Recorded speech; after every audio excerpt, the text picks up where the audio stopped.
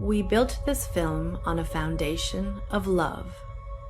Its purpose?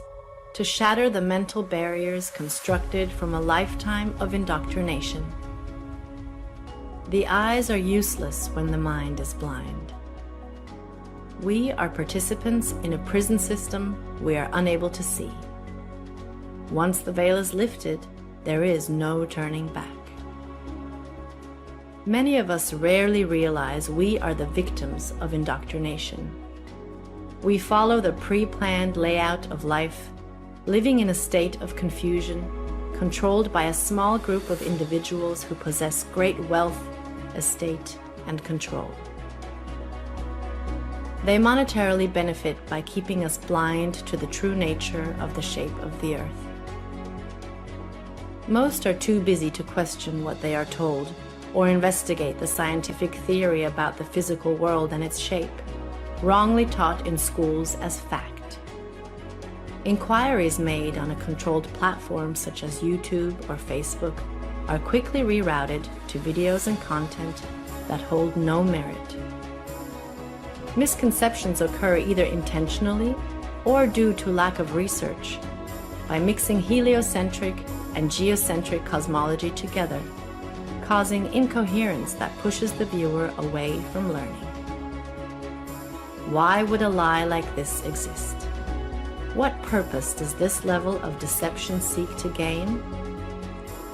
The hard, solid truth is that all the known space agencies and related industries have made untold amounts of money for many, many years, providing nothing but CGI, fisheye lens curvature, and Hollywood-style productions as proof.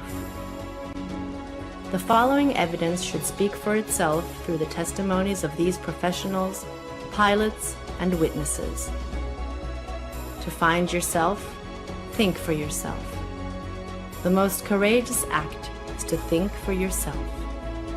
Our greatest wish is for minds opened, questions answered, and the reign of freedom through truth revealed.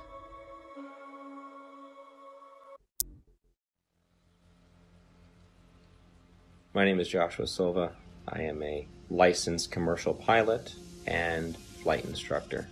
I have had a lifelong love of aviation and aerospace, and when growing up I even fancied myself an amateur astronomer. I would drag my family and friends, anybody I could, to every air show I could possibly find in Northern California. I was the only kid you knew, or anybody knew, that knew the various components on aircraft, spacecraft by heart. I absolutely loved anything to do with flying or space. But my love of aviation and aerospace never stopped. I continued studying, had an entire library full of aviation books of various military and civilian aircraft, military history, every aviation campaign and theater in almost any war. I studied religiously, and it was just out of pure passion. Later in life, many years later, I decided to become a pilot. As strange as it may sound, it hadn't occurred to me to become a pilot up to that point. I just simply loved aviation and aerospace, but I decided to become a pilot, and I began attending a prestigious flight academy in the Midwest and attending university at the same time, and to gain a degree in aeronautics and aerospace. Shortly thereafter, I began flying twin turboprop aircraft out of Northern California for several nonprofit organizations, and years after that I found myself flight instructing for various small flight schools, both in California and in Arizona, and then on to large academies that trained for the airlines and even some military flights. Shortly thereafter, I began flying regional business jets, and that's when the story of me finding the topic of flat Earth started.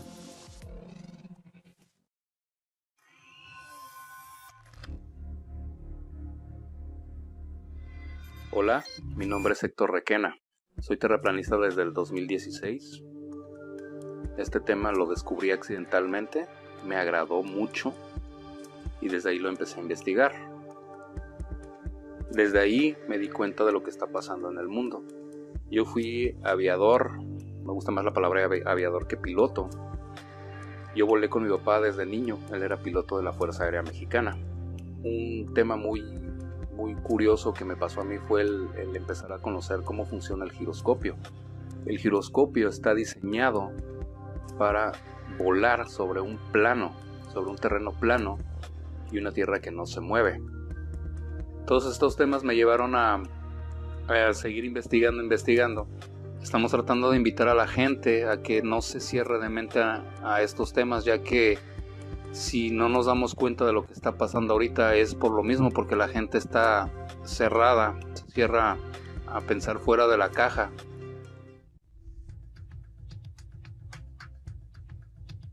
Been a military brat all my life.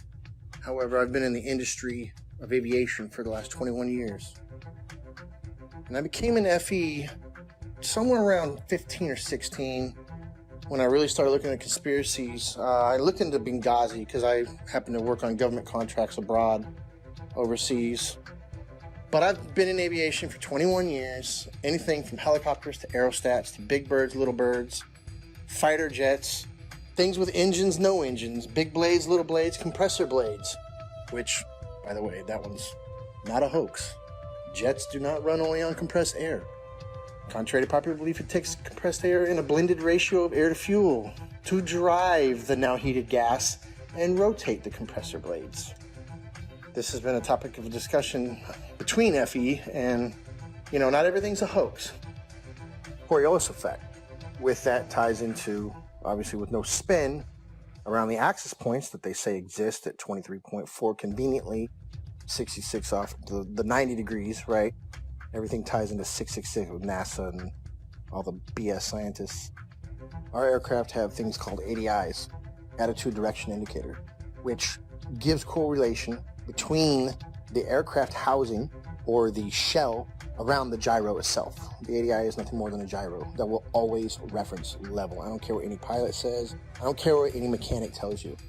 There's a reason that pilots have one book called a Pilot Operating Handbook, and there's every other book, right? From structures to avionics to wiring diagrams to the actual components that make up these systems. That is a standalone system. The ADI does not lie. You don't care how cold it is, how high you are, and some of these guys are pretty damn high. It doesn't matter where you're going. It doesn't matter where you've been. It doesn't matter where you are over the realm itself.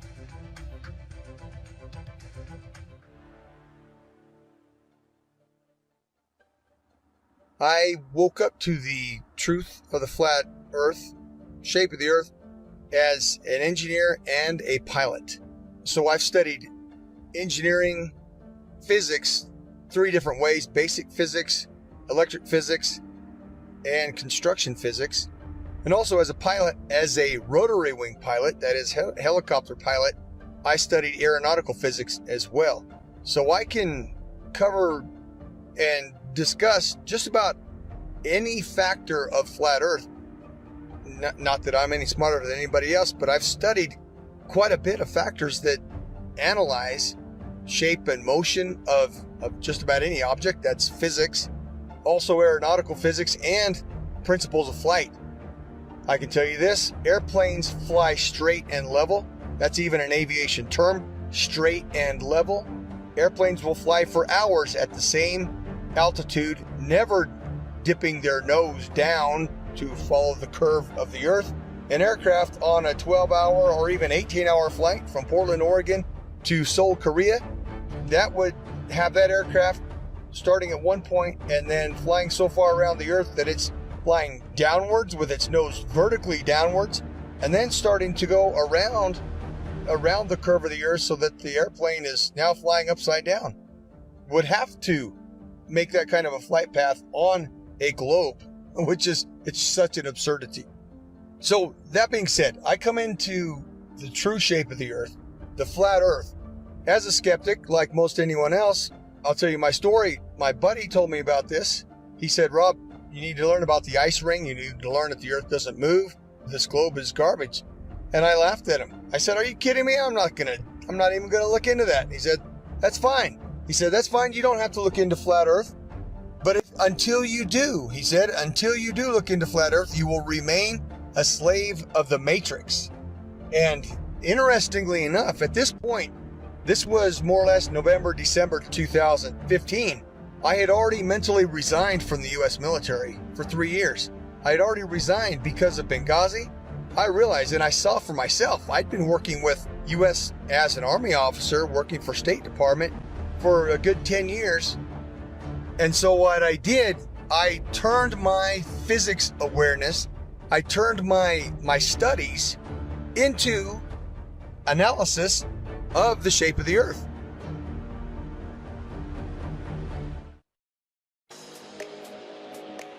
I have a bachelor's degree in English and International Business and a master's degree in Emergency Management. Emergency Management is an area of study that deals with lessening the effects of a natural or man-made disaster.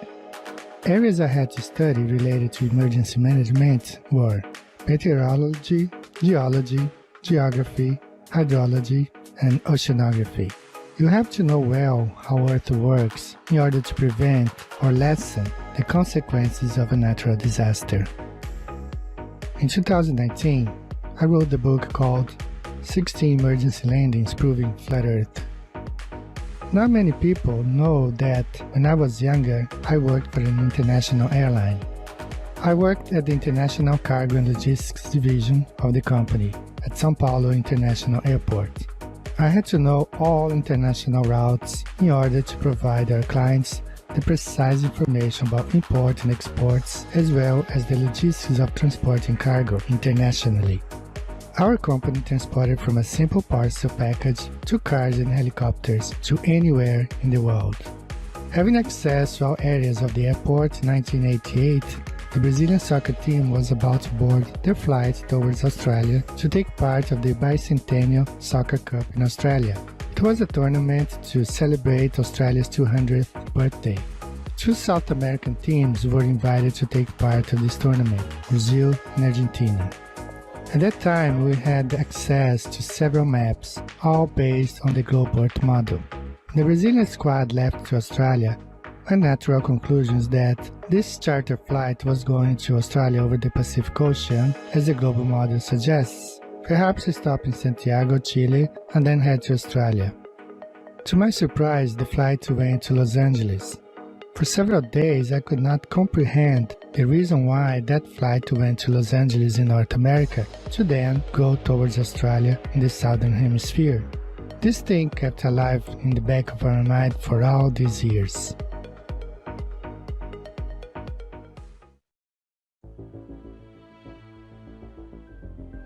I'm a merchant marine. I've been sailing 15 years.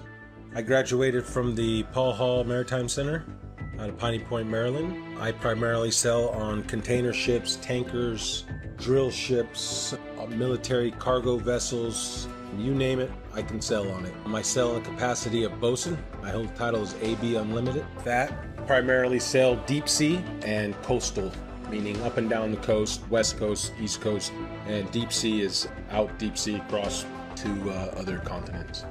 What led me to the flat earth was actually my sister. We've always been into the conspiracies and the 9/11 and Sandy Hook and all that stuff.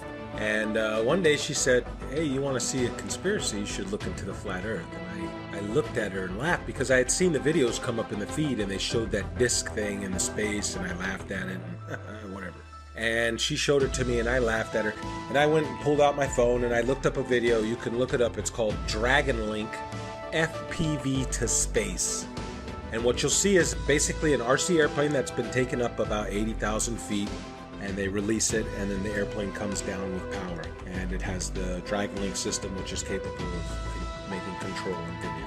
Anyways, but they had a GoPro, so you see this curved globe. And you know, that said it for me. When I saw that, I was like, oh wow, look at that. So I brought that down to her, put it right in her face and said, look at that. And looking back, I remember her smile on it was like, you know, okay, she wasn't going to argue with me. And she said, okay.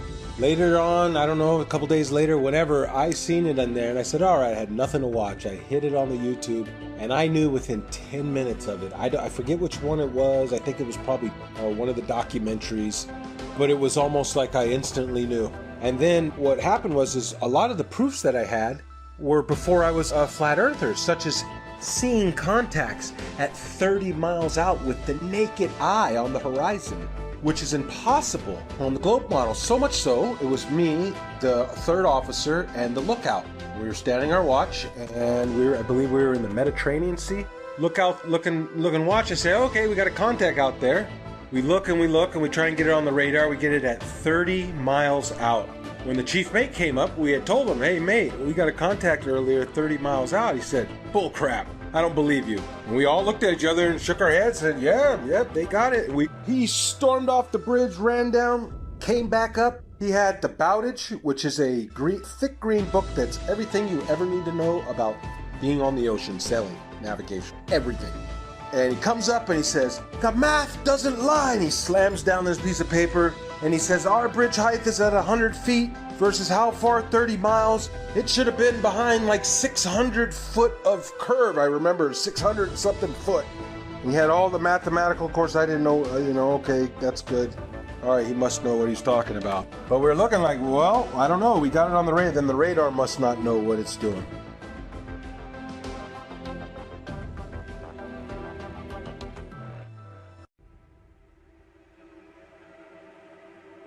You can just call me Jay. That's what my friends call me. That's what I go by. I just go by Jay. My work experience, I joined the Navy when I was 17 years old. I had a secret security clearance. There's different levels of security clearance. There's a lower level, then there's a secret, which is what I had, which is like a mid-level, and then there's a top secret. I did not have a top secret clearance, so there's a lot that I don't know. But I did have a secret clearance.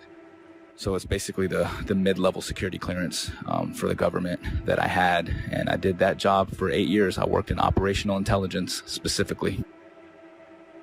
The radar navigation, there's a limited scope of what we're able to see. Now, granted, this is 15 or 20 years ago.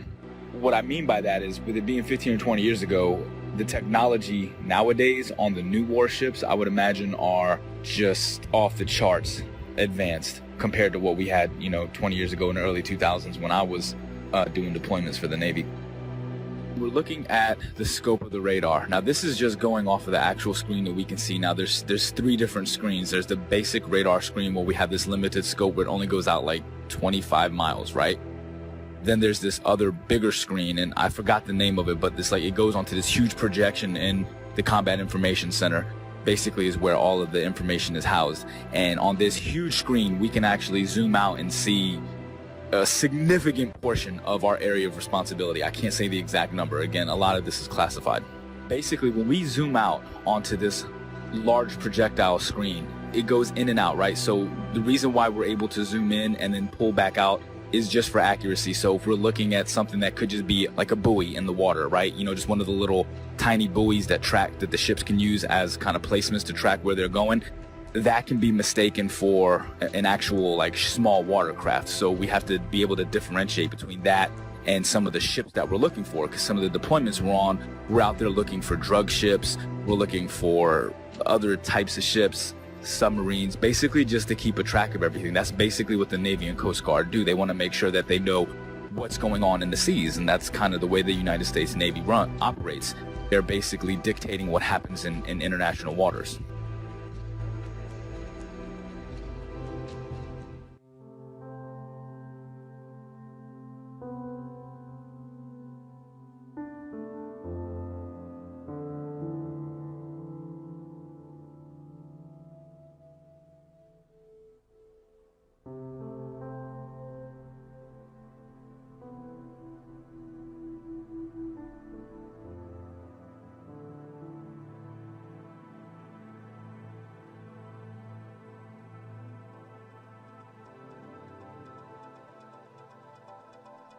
I will be providing my in-depth experience of U.S. Navy submarines and how they prove we do not live on a globe Earth.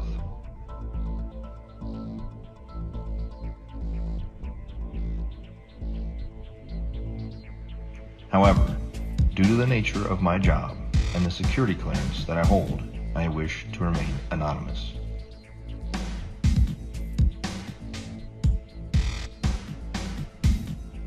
I've worked for the U.S. Department of the Navy as a submarine quality assurance specialist for the last 5 years.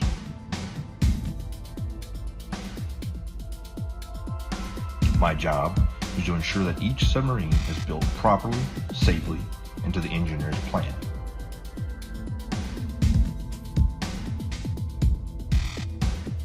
I have an intimate knowledge of every aspect of each submarine being built in the shipyard I work in.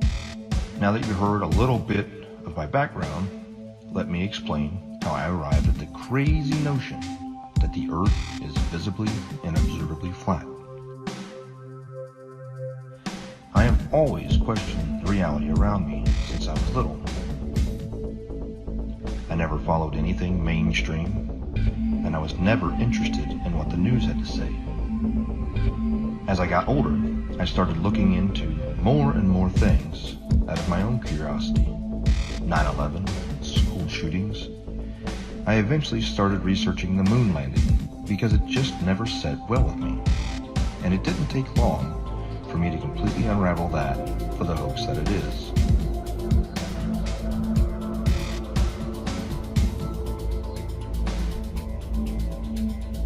After that, I was starting to realize that we have been lied to on so many levels. What else could there possibly be? Then I saw a video about the flat Earth pop up on my YouTube recommendations.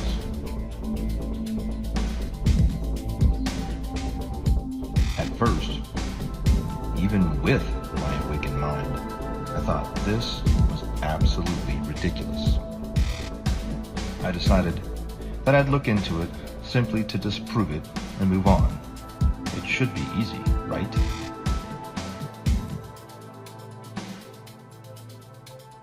That was over 6 years ago, and I still can't disprove the flat Earth. In fact, the more I research it, the more it reveals. This leads me into my submarine experience. Looking back on everything I had accomplished while on active duty with eyes to see, has only served to solidify my stance that we live on a flat and motionless plane.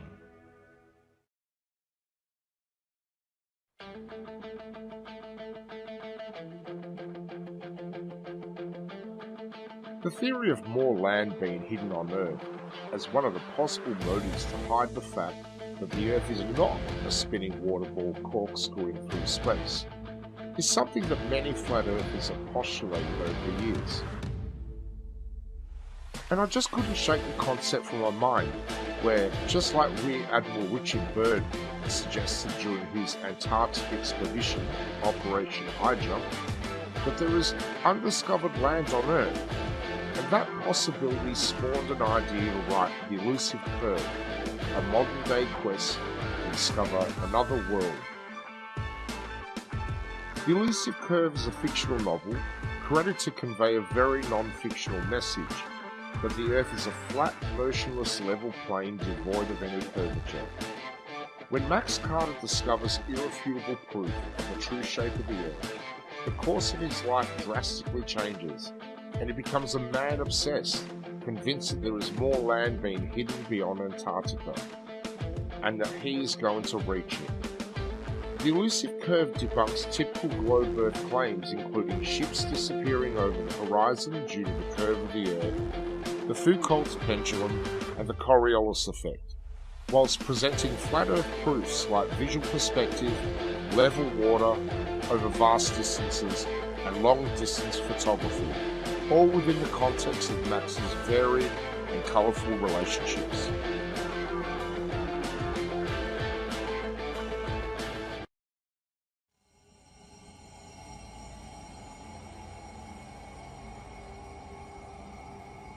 Also, there's a semi-classified naval communications device. When ships are communicating ship to ship on the ocean, U.S. Navy, semi-classified laser communication NAVCOM device, which also does data as well. So if they're communicating with ships 70 miles, 100 miles or more, like I said, every 100 miles is a mile of curvature. So it wouldn't work because lasers operate line of sight. They operate in a straight line. There's no curvature to the laser. So the bottom line here is the naval NAVCOM classified, semi-classified system that they use to communicate ship to ship, that operates on a laser, and if there was curvature anything over, like I said, 100 miles is 5,280 feet of curvature, and the ship's diameter is nowhere near that, which you know. So there's another example, the Naval NAVCOM communication device. Also, there's a woman, female KLH pilot, KLH Dutch Commercial Airlines. She got fired from her job a while back for questioning this issue. Now, they didn't throw her out of the company, but they gave her like a desk job, so this way they kind of keep her around and quiet so they can control this. She's a very sane and rational woman. If they ask her, what happened, she starts talking, it's going to raise serious questions. So we got the KLH pilot, we got the Laser NAVCOM, U.S. Navy.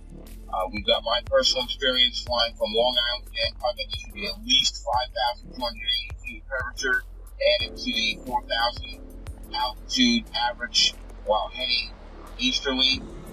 So there's something very wrong there. The numbers don't work.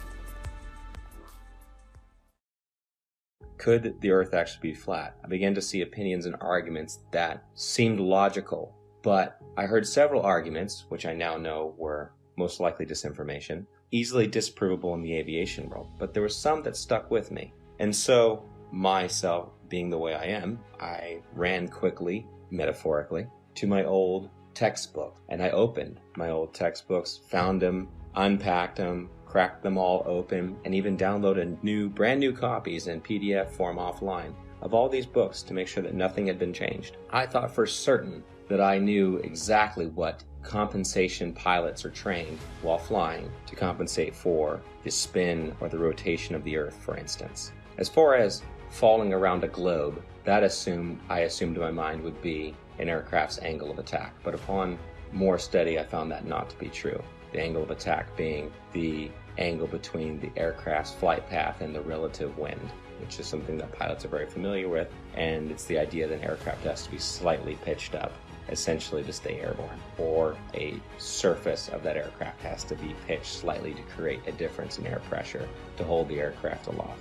And that is assumed, or was assumed at that time by myself and other pilots, to be the compensation one would make for falling around a globe while flying, period. But upon further research, I found that this was not the case, and it was not even mentioned anywhere. This compensation was not mentioned anywhere I could find in any resource that I had gone to flight school with. And they were extensive. There were many, many books, especially as one progressed towards the commercial flying side, especially elective courses, especially if you're going to university as I was, studying aerospace, then you would assume, and I had assumed, that this was calculated for. Again, as far as ADIs, in every aircraft, it references the level horizon or references sea level always. There's no way that you can convince somebody of sound mind that if you take off from New York and immediately flip upside down, now your housing or your ADI is referencing upside down to you because you're upside down. It's right side up. It cannot deviate off level.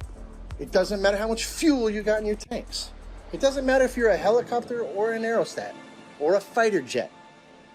That gauge will always reference level. It has to, because otherwise it would be a poor reference. And if you could manipulate it, why would you even have it in the airplane or your aircraft? But if you go take off 2 miles away, do a barrel roll, you're now flying upside down. At what point does that gauge show you back right side up? A half a hemisphere away? Is that what we're led to believe? Is that what we're supposed to believe?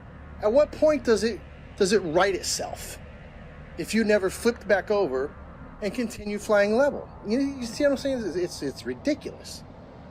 It's ludicrous to think that thing compensates for curvature in straight and level flight.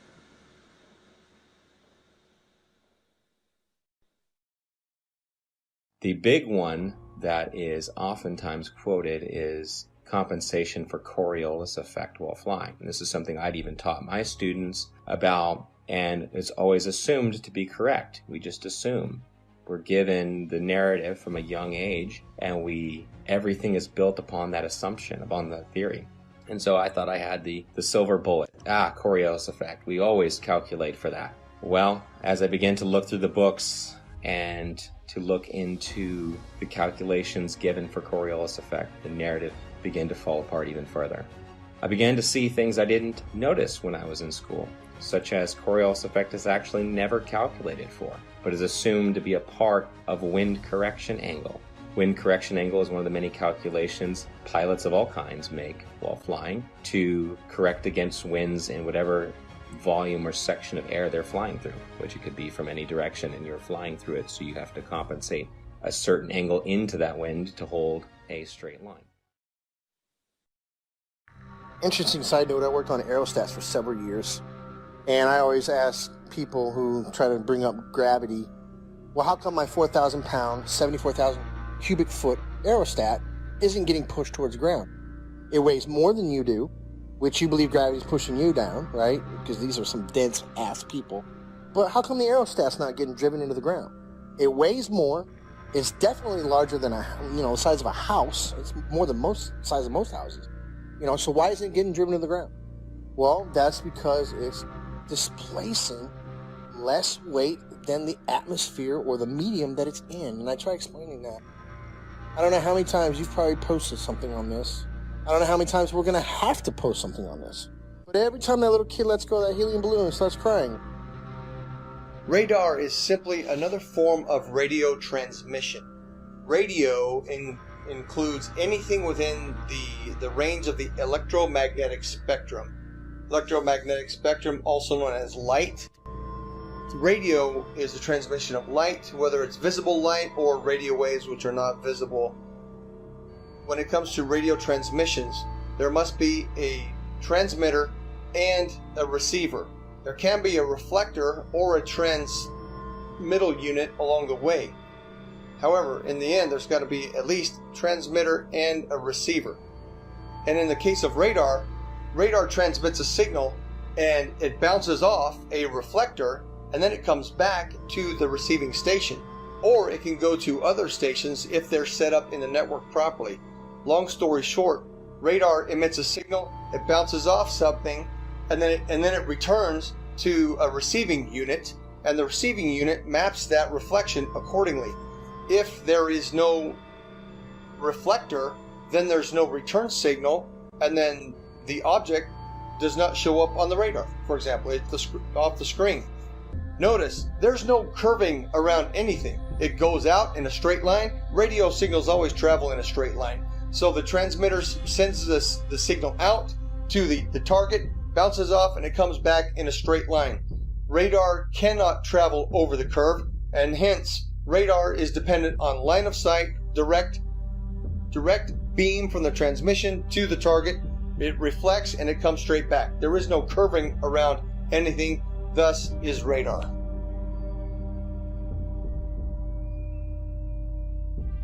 Also, radar works in straight lines. The radar is incapable of curving around a curve, picking up and bouncing back the reflection of what it's picking up. So if you can imagine a ship on the other side of the curve, we'll say 30 miles, 40 miles out, it sends out the radar beam.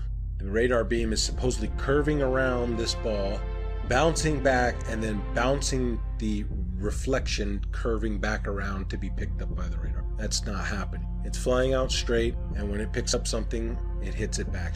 It's not going around any curve. That's plain and simple. That can be looked up on your YouTube and see how radar waves work. They don't go around the curve. Every diagram shown will show you straight lines. They don't show you curved lines. As we zoom out to look at the larger scope of things, once we verify that, we're able to zoom out over a large distance. Now, over this screen, at the time, I was like 18 or 19 years old, all right, when I was doing this job.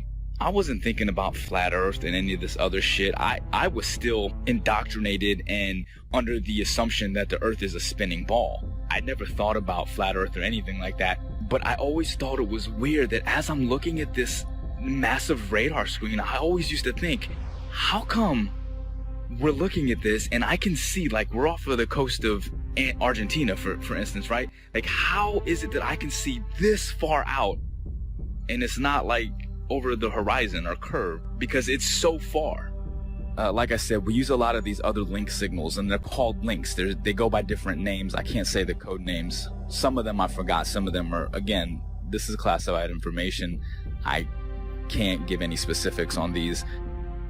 But some of the links that we use, not only do we speak to the actual ships and track them, but we speak to aircraft, 10,000, 20,000, 30 and higher, 30,000 feet and higher is what I'm saying.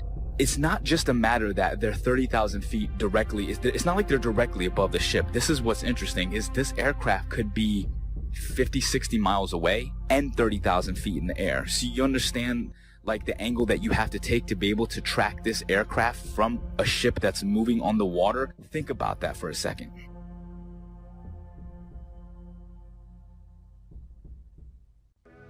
I served on board of a United States 688I fast attack nuclear submarine, and I can personally attest that we never constantly angled down during our submarine deployments.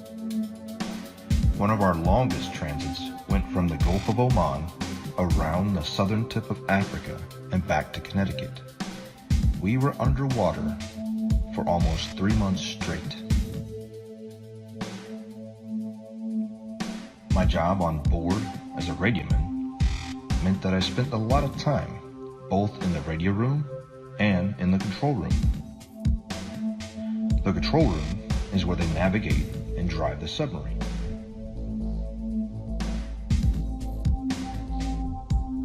I never once, in my 5 years active duty, heard the officer of the deck or the diving officer give the order to consistently change the angle of the submarine to compensate for the curvature of the Earth. The primary task of the diving officer and the helms and plainsman is to maintain the submarine as level as possible while in transit. If the Earth had any measurable curvature, I am certain we would not have been able to make this incredibly long transit without accounting for it.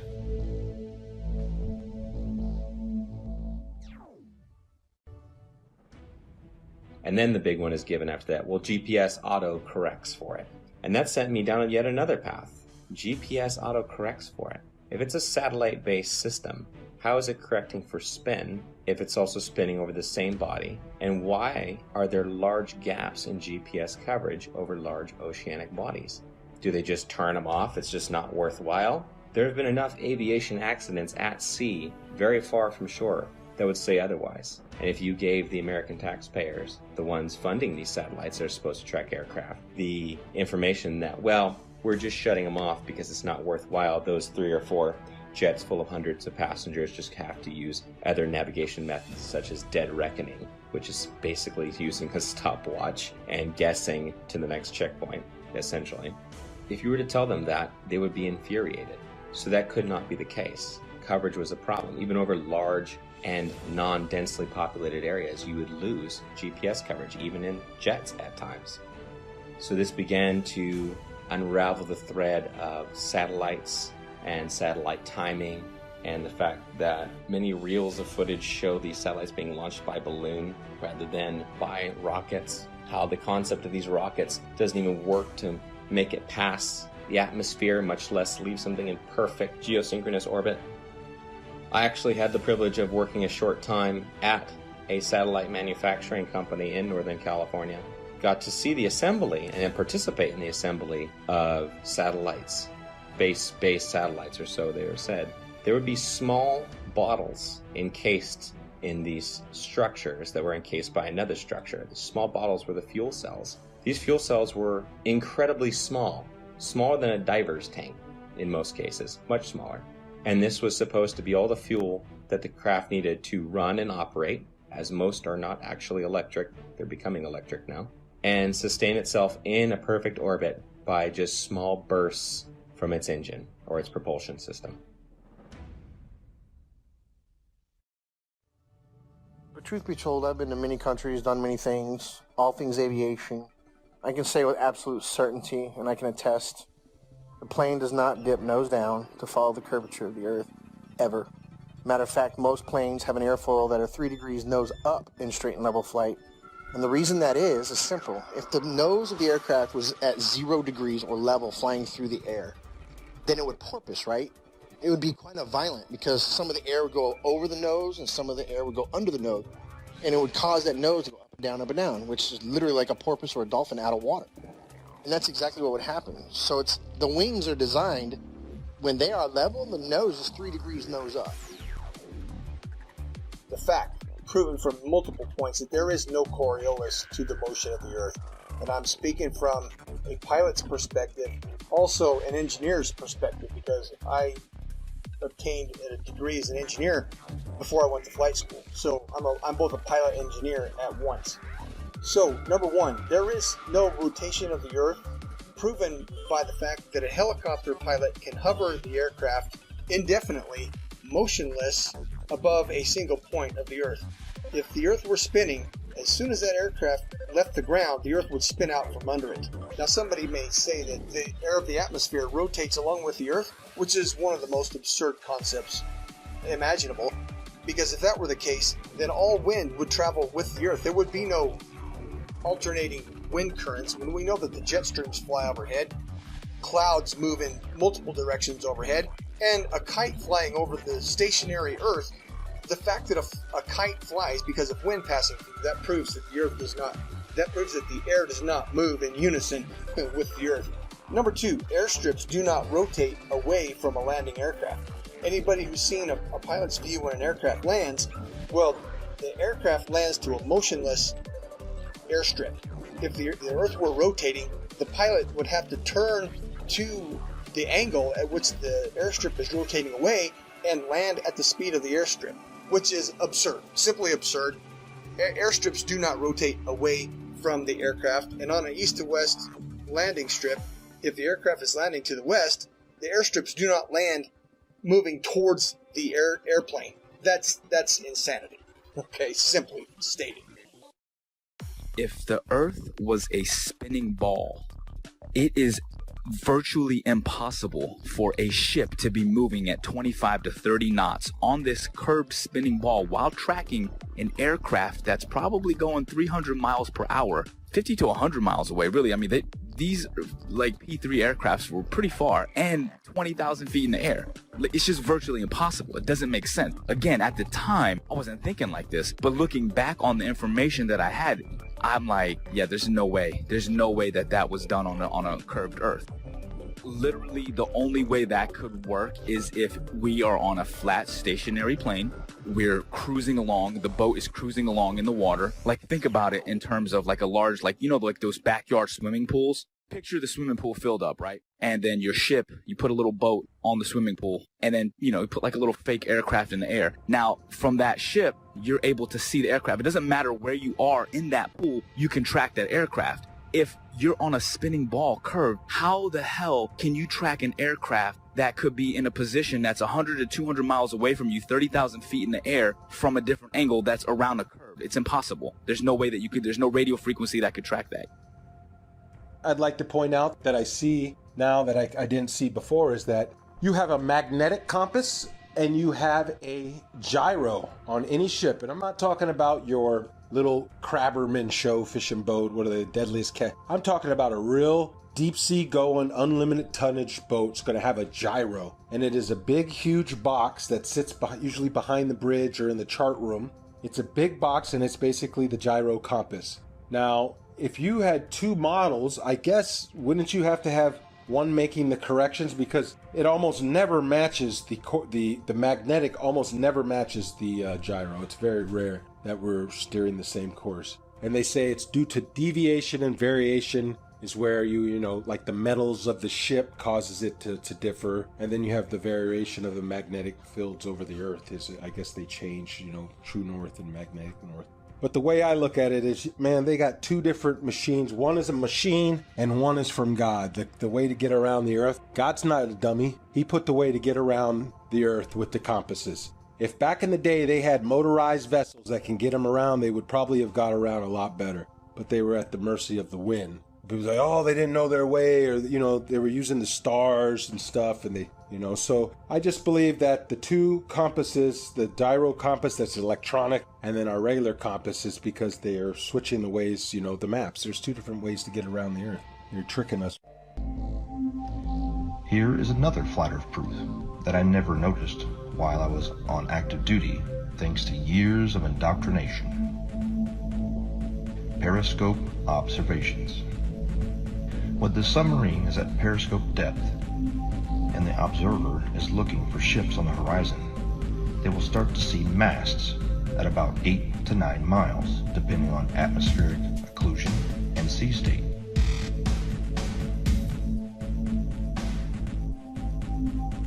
The hull of the ships won't be visible until about 5 miles, depending on atmospheric occlusion and sea state. At 9 miles away, the target should be 26 feet behind the curve, but this isn't what's observed.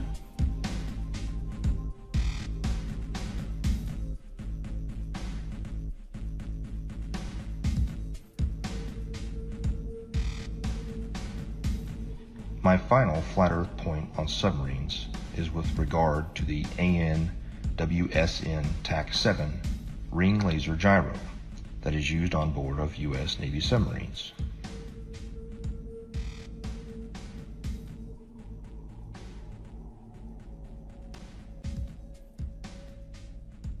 A typical gyroscope, like the ones used on board of an aircraft, is a device used for measuring or maintaining orientation and angular velocity.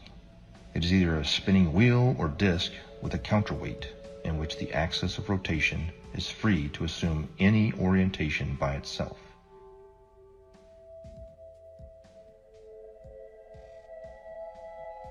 When rotating, the orientation of this axis is unaffected by tilting or rotation of the mounting, according to the conservation of angular momentum. However, a ring laser gyro doesn't have any established weight. They use light as a point of reference. It spins up a disc that shoots out lasers, and it has a digital encoder that deciphers where the laser strikes inside of the gimbal system. No make-believe gravity required. Let's just say we're like 30 miles away. These missiles can shoot much further than that. I can't give you the exact number, but say we're 30 miles away, okay? 30 miles is far. So from our ship, we can track on our we have like a missile projectile. It's like a radar, but it's a little bit different. It's specifically designed to track the missiles. You actually input the coordinates, latitude and longitude of where you want the missile to strike. Really, really high precision accuracy. Really accurate. We hit that launch and the missile, and it will hit that target 30 miles away, even longer than that. Now, here's the thing. Again, that's not possible on a curved Earth.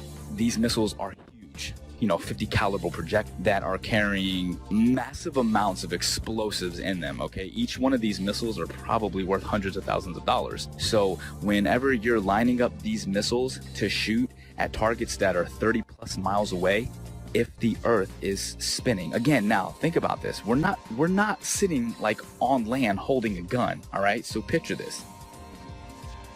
We're on a ship, like actually in the middle of the water, okay? And the missile is shooting off of the bow of the ship.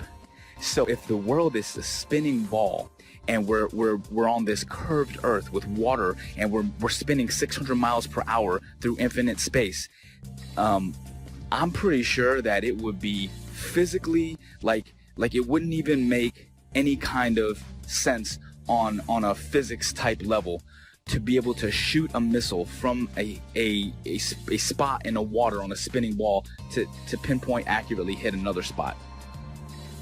And at night, we were going on one ship, on a military ship, and this is with night vision goggles, 50 miles, and these guys were on the bow.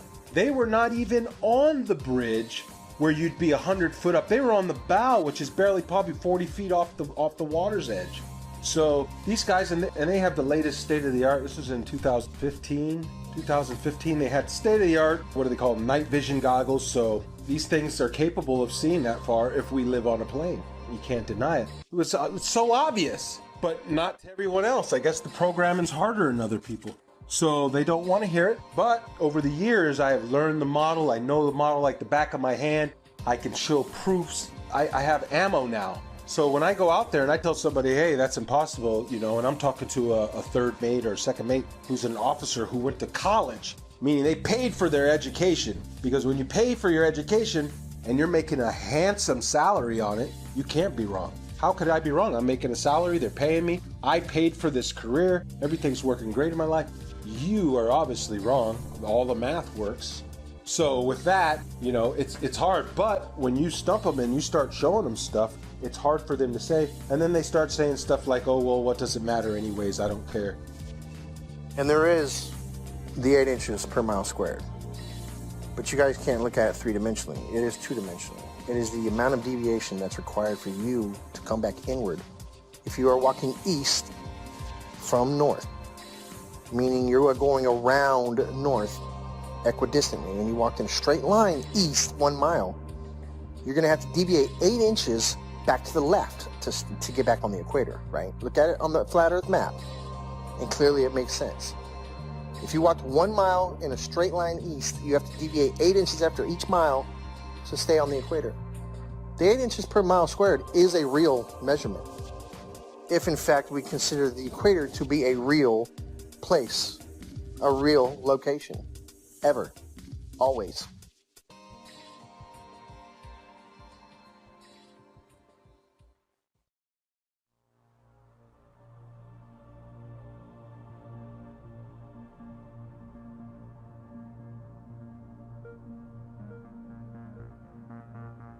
In 2015, I came across YouTube's suggestions for flat earth videos. My first reaction was to laugh off. After seeing flat earth videos in one of my favorite channels, I decided to watch one. When I came across a flat earth map, which I had never seen before, it immediately sparked me to look at that flight route, Rio, Los Angeles, Sydney. And I could then understand why the Brazilian soccer team went to Los Angeles and then to Australia for the tournament. The earth is flat, no doubt about it. The following weeks and days were followed by more research and disbelief. I had been a NASA fanboy my whole life, paying 2 visits to NASA's Johnson Space Center in Huntsville, Alabama, besides spending so much money in science and science fiction related documentaries, movies, merchandise, etc. But a waste of time. I also tell mates about they lay down and we use all our charting is done on flat maps, straight lines. They never draw a curved line. Every line is straight. Straight lines, everywhere we go on a flat map. And I try to point it out to them. And what they tell me is, Mr. Marcator has put all that in there for you. It's all equated in there for you. You don't have to worry about it. All the curvature calculations for it and everything's figured right into the map. So the straight lines and everything are actually bending somehow. I don't know. So these are just the proofs that I see. Along with, you can see the corpuscular rays are much betterly observed out at sea because it's nothing. It's like a desert. And so you can see the sun like a flashlight just shining down in a cone. Everywhere, if there's a little bit of clouds are right, it looks like a cone, and I point it out all the time to these guys. And I get them thinking, but you know, the programming goes hard on people, and if you're not ready to wake up, well, you're not ready to wake up. You'll just have 1 foot in, 1 foot out. You'll be back in the illusion before you know it. The narrative began to fall apart. I would continue studying and finding that what I fear to be true is reality. That we have been lied to about just about everything. Upon researching military history and then military training and speaking with military gunners in both the Army and the Marine Corps that I know personally, I would ask them about Coriolis effect. And it was always assumed that, yeah, we compensate for the Earth being, you know, a curve, that it would drop. We calculate for the Earth curvature. But even upon asking and having them look into their materials further and my own personal study, again, it found to be an assumed truth with no actual basis in reality. That they would calculate bullet fall based upon angular velocity, drop, friction, amongst other things. And curvature was supposed to be just corrected along with it, just like flying, wind correction angle corrected for Coriolis effect. I've done many of them personally. I've flown more than 1,070 hours in both helicopters and airplanes. And I will tell you factually that aircraft meet their checkpoints, they take off, they meet their checkpoints, and they land exactly as planned on a flat stationary map. No pilot, I say again, no pilot has ever accommodated for the rotation of the Earth when planning flights and takeoff to checkpoints along the way, and then landing. Pilots can plan so well that they can take off and land hundreds of miles away down to within 30 seconds of their planning because the Earth simply does not rotate. A waypoint would be like this. Like, let's say we're out in the middle of the water and we want to hit a target that's like directly to our west, 15 miles away. But that target is able to track our missile coming at them. We don't want that target to know where the missile's coming from, so we can put in waypoint. And a waypoint would be like putting a point out like 20 miles east, and then another point like 15 miles north, and then another point like 10 miles south of that, and then put in our target. You see what I'm saying? So the missile doesn't go directly from the ship to the target. The missile will actually fly to the latitude and longitude of the waypoints that are put in, and then it will curve from there, and it will hit all the waypoints and then attack the target. How is that possible on a spinning Earth? If the Earth is moving at 600 something miles per hour, or whatever they say it is, there's no way that missile could stay.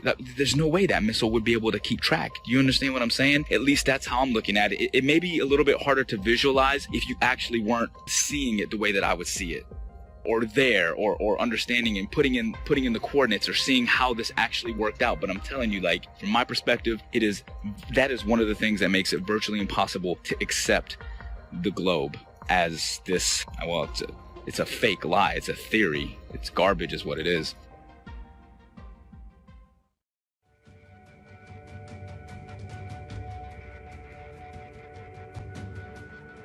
When it comes to a deception this big, it's hard to dismiss.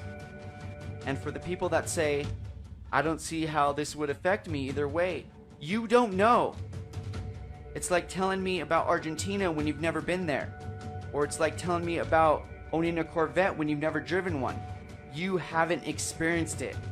And if you have been through the Flat Earth Awakening, you know how it would affect you. This quite possibly may be the biggest awakening of mankind. Think about it. If you believe in this mass fallacy, you've been robbed of some senses and you don't even realize it. You don't trust your sense of touch or feel. You don't trust your sense of sight. You've been told the Earth wobbles, spins, and orbits, but you don't feel a thing. You've been told that sunsets can't exist on a flat and stationary plane, but you don't understand the vanishing point of the law of perspective? After it's possible to understand and decode a mass deception, it becomes a lot easier to understand other lies. It opens your eyes and raises your discernment. So when it comes to lies like JFK, the moon landing, chemtrails, fluoridation, 9/11, etc., this is one of the most important factors of life I've ever been awakened up to. If it's possible to open your mind to this, your receptors will connect so much faster and stronger than you've ever experienced in your life. Understanding the ground you walk on every day and the luminaries that go over your head every day, which I still don't understand all of its entirety, can change your life forever. Knowing you are specifically, intelligently, and uniquely designed, so you know mentally, physically, and spiritually your vibration, energy, and frequency of life. So don't act like this doesn't matter. We've been lied to on a mass caliber. We can prove we live on a flat and stationary plane with observable, repeatable, testable experiments with data, hypothesis, and conclusions, without depending on blind faith, indoctrinated, religious, theoretical, nihilistic, opinionated philosophies. That's the difference.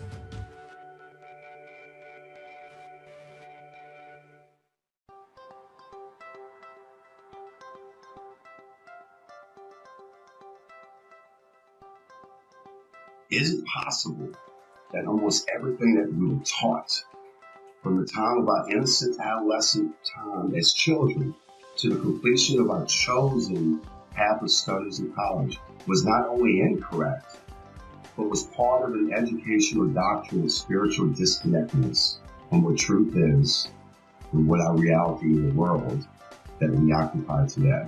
What if I told you that this is but a small capsule in a puzzle that was well planned and engineered by a world control system to propagate a catalog of theoretical studies and sciences that in some cases have never been proven to this very day, nor will it ever be proven, ascertained as fact. Humanity appears to have been hoodwinked into a dumb state of who we are, where did we come from, and are we unique in God's creation concerning a geocentric world, or are we in a heliocentric world based on theoretical studies by a Jesuit astronomer named Nicholas Copernicus?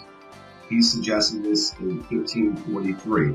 His works were not released until after he died because he himself didn't believe in the spin ball theory either that is taught still today at the highest levels of education. On my book, which is the Farrasley Plan agenda that has gone on for 474 years, seems to be threatened to become full disclosure of the biggest lie in the history of mankind that is kept by the world's oldest secret society called the Freemasons. The very uniqueness of humankind was spelled out correctly by our Creator that the earth was the center of the universe, and that He created the sun and the moon as well as the stars and the constellations that revolve around the earth, with Polaris being the north magnetic pole fixed star. How could space possibly exist when you and I have never been in our entire lives seen a real photo of what our own world looks like?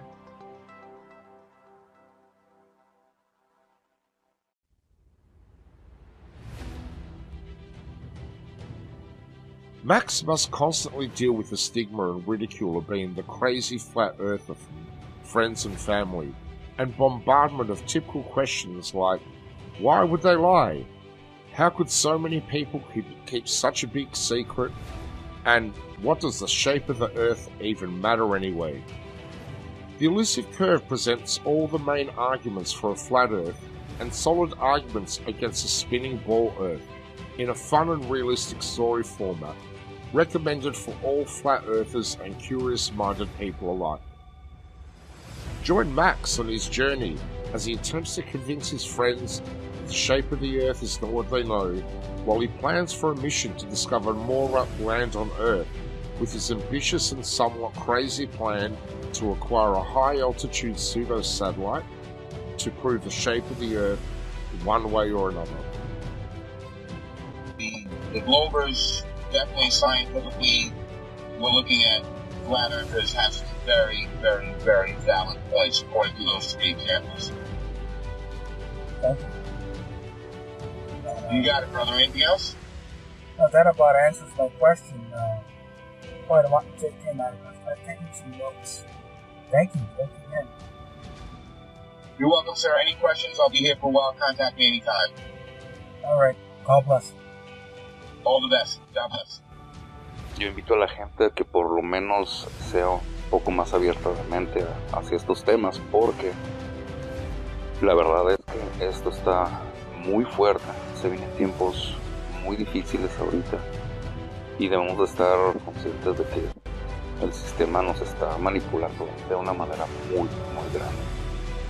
Entonces, pues, vamos a ver qué pasa.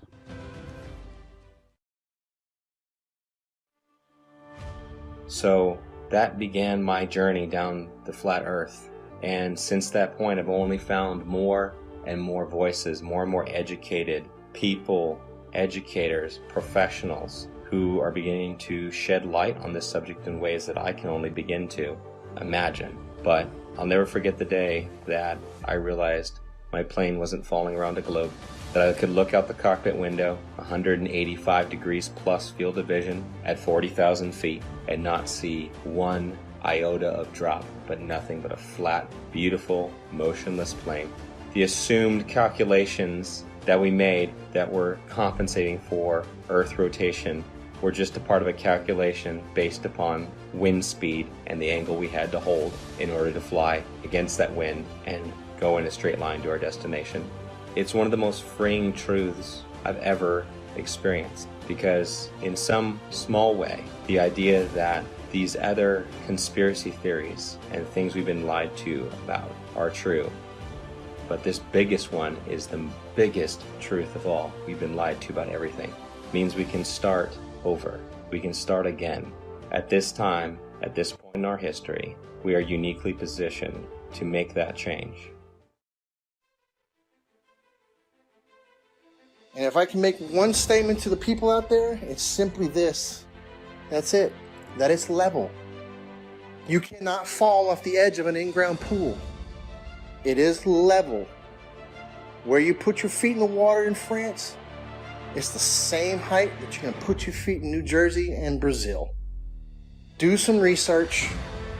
This is not the only thing out there that needs to be researched, unlearned and relearned.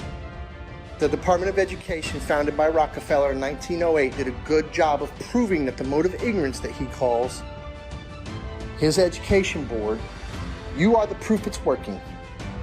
The mode of ignorance widens every day. It gets bigger and bigger every day because people keep believing what they spit out. Unlearn. Thinking outside the box. The box is the cap that you got at graduation.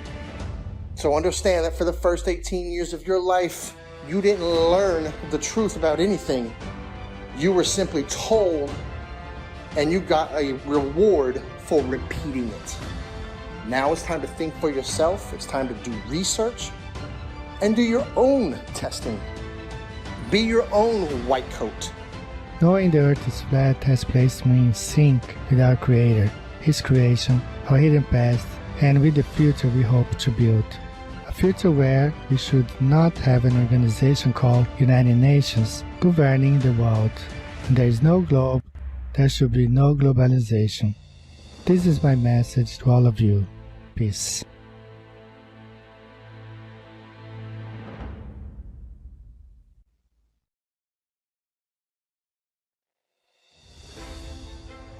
My message to the people is that if you're watching this documentary and it strikes a chord with you, research it, find out more about it. So my message is research it, get all the ammo you can, because if you try and go out and tell your family member or friends or co-workers and you try and tell them this, hey, that, they're gonna laugh at you. And if you don't have the ammo to defend it or the right content to show or to start a kindle a fire with somebody's interest, if you don't have that, you're gonna get laughed. I made the mistake of when I just knew it. Right when I seen that video, I said, okay, it makes so much sense. I knew it right away.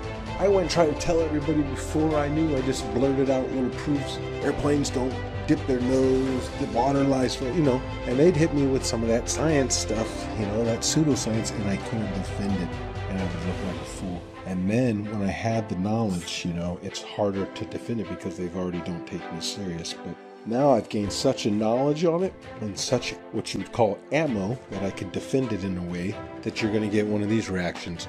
Well, what does it matter if it's round or flat? My life doesn't change, doesn't matter, either way. That's how you know that you're striking a chord. Their ego doesn't have anywhere else to go. So from there you can work on them. But like I said, learn the model, learn to defend the flat earth model before you tell your co-workers, loved ones, or anybody, for that matter that you don't know, because people you think that you know well are going to look at you like crazy. And unfortunately, that's due to the programming. And everybody believes one thing, so how dare you believe another? You got to fall in line.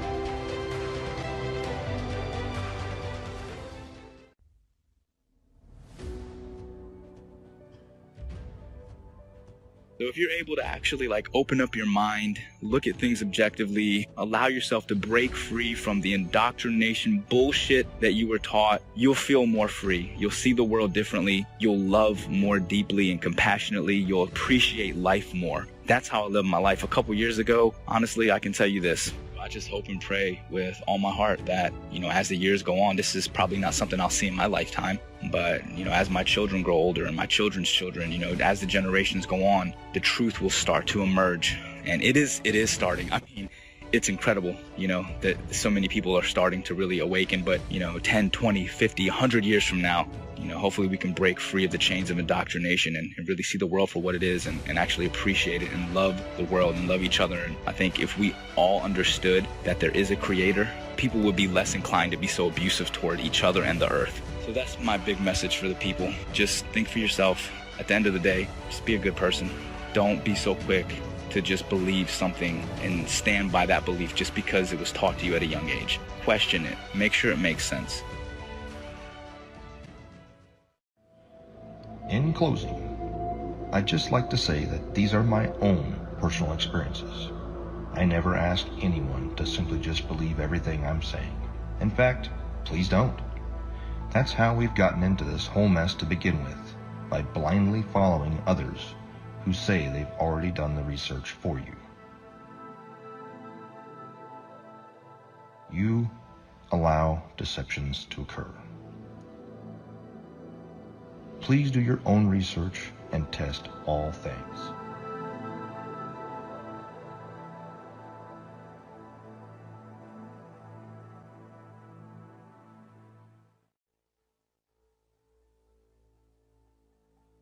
All space agencies are part of the cover-up because they are also Freemasons. It is my consensus that space is fake.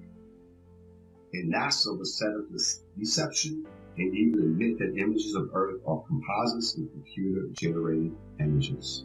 Since 1958, NASA has literally force-fed us to and continue their trickery, sorcery, wizardry, and being only God of oneself, yet cannot get high enough altitude to provide humanity with one single photo of what the very shape of our world is. I believe strongly in the very senses that God gave all of us. And instinctively, our senses are 99% correct. And my book will help those awakening sheep remove the dark shades from this massive deception. And for those who are unwilling or unable to think past their noses, then those sheep will remain asleep. My book is part of the Great Awakening from pseudoscience that has put man living in a Newtonian world of Einstein physics, ruled by Frankenstein logic. Game is over. Consciousness shift of stupidity because of poisonous indoctrination to separate your soul and reality from truth. The knowledge of hold tight, folks. A real awakening is happening all over the world.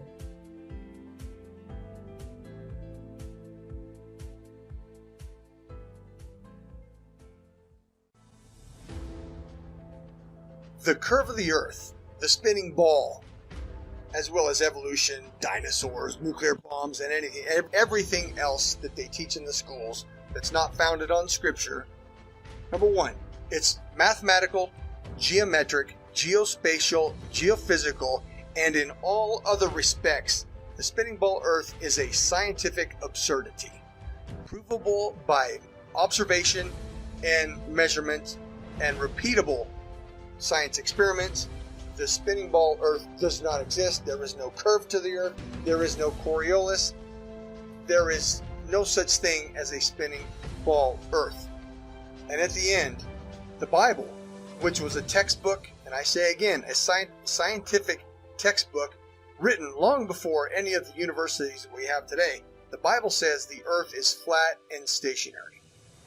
So therefore, we can dispense with all of our science school learning that doesn't agree with the Holy Scripture. The Holy Scripture tells us that the Earth is flat and stationary. All of our measurements, and indeed our personal senses, tell us that the Earth is not moving. There is no curve to the Earth. Jesus Christ is the Son of God. The Holy Scripture tells us the nature of the Earth. The Earth is flat and stationary. pride, ego, and reputation are three characteristics I see in every spinning ball believer. Let your pride down, knowing you've been heavily deceived your entire life. Let your ego be washed away, knowing it's possible you've been manipulated on such a scale as this. And stop caring what people think about you. I'm not saying be as external and abrasive as some of us. Just realize that yes, we are human, and we can be programmed to think certain ways, but also know we can be unplugged and become critical thinkers, observers, and researchers without being told what and how to think. From an education system that runs kindergarten curriculum all the way up to Harvard, that was bought over by the Rockefellers a long time ago. This is our time, not theirs. It's time to stand up and start acting instead of relaxing and being told how and what to think.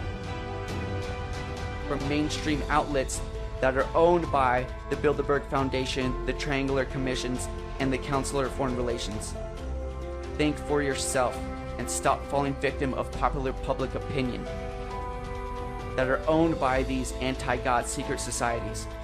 In my in particular gifted opinion, the most precious gift God gave us is free will, but it's up to us to choose what's right and what's wrong, what's light and what's dark, what's positive and what's negative, what's yin and yang, what's in motion and stationary, what's flat and what's round, what's good and what's bad. We can't tell you what to do. I can lead you to knowledge, but I can't make you think. It's your choice to take the blue pill and go back to sleep, or to take the red pill and stay awake the rest of your life, knowing you are chosen. Because many are called, but few are chosen. And I promise you, once you go flat, you do not go back. They couldn't stop this movement if they tried, because truth prevails. Rest in peace, the globe. Every truth have a specific time and moment to manifest itself. Technology being the catalyst for this truth to re-emerge and reveal itself again. And prove that it's not a myth, fantasy, or a misunderstanding of our ancestors and all ancient cosmologies. The geography of Earth that is flat and also disguised in words like plains, the Great Plains, the lowlands of Europe, flatlands, the savannas of Africa, the Amazon basin, salt flats, the mud flats, the depressions, the Arctic tundras, the tablelands of Australia, the steppe of Russia, grasslands of Argentina, the ice sheets of Antarctica, the wetlands of Florida, and the levels of England. Over these vast plains flows rivers and canals like the Nile, Amazon, Mississippi, and countless more, for thousands of miles flowing level in every direction. The oceans and seas that occupy 70% of Earth is flat and level water, but science have no way to prove that it curves or sticks to a spinning ball by a magic force called gravity. The majority of the seabeds of the seas and oceans are abyssal plains. As we say, as above, so below. The longest line of sight of observing Hudson Bay at 1800 miles and my own Himalayan ranges observations on 2 occasions of plus 2000 miles is just impossible on a globe Earth. No physicist can debunk the testimony presented here by the first category witnesses, nor the real geography, nor the longest line of sight, nor the countless researches, investigations, and evidences that prove we live on a flat and stationary plane. The one who needs to prove that it's legit or not is the globe.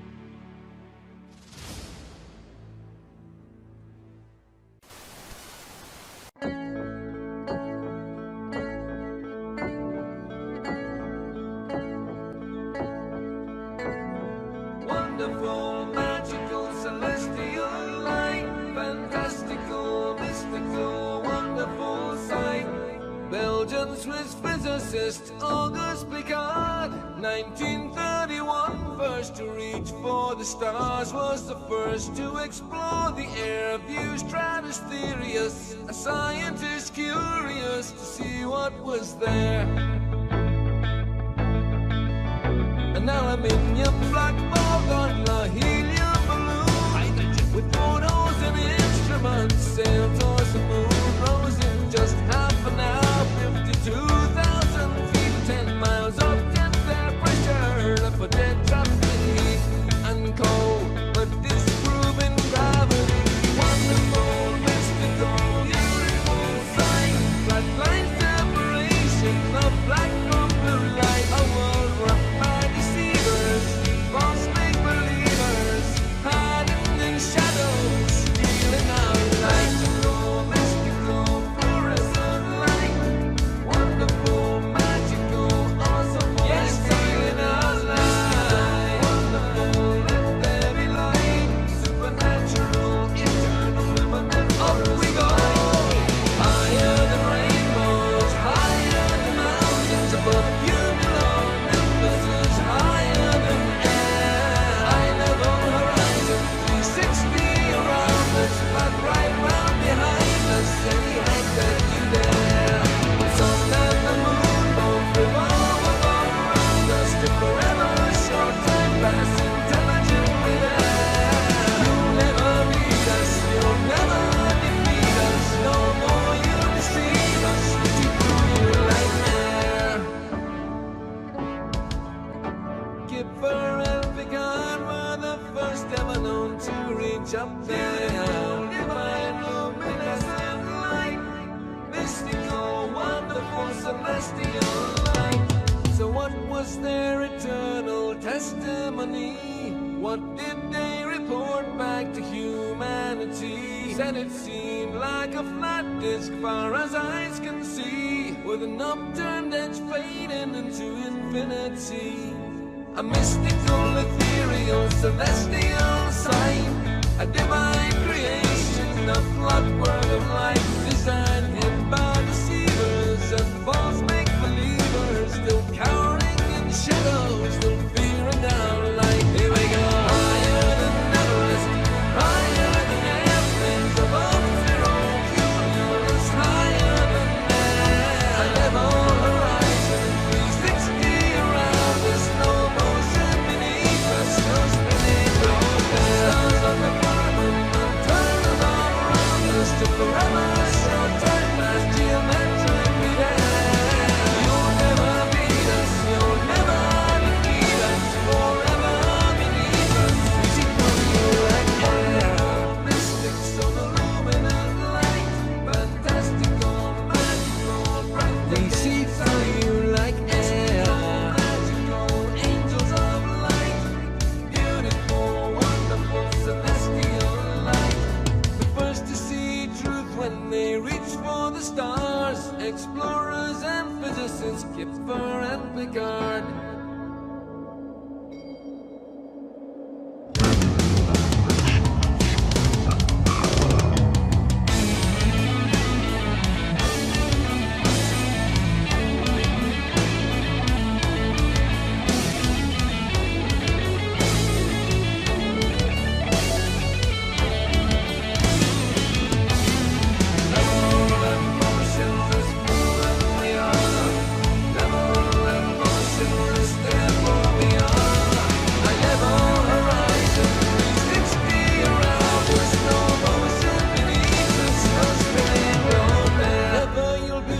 Never you'll defeat us, forever beneath us, we see through you like air.